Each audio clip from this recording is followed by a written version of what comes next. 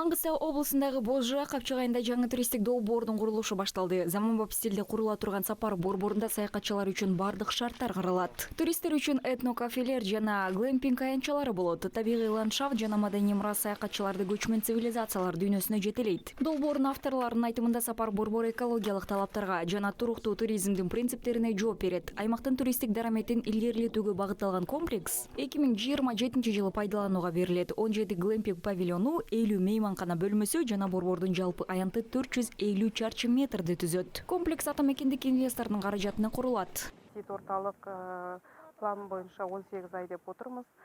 Сапар борбор план боюнча 18 айга уланат деп жатабыз. 18 айда биринчи этап сапар борборун куруу, андан кийин калган глэмпингтерди тургузуу болуп саналат. Аталган борборду салуунун башкы максаты жаратылышты сактоо менен курулуш салуу, сапар борборду түзүү, куруу жана дүйнөнүн булуң бурчунан келген туристтер, казакстандыктар үчүн ыңгайлуу чөйрөнү даярдоо. Алемден келген туристтарга, казакстандыктарга жайлы орта дайындоо.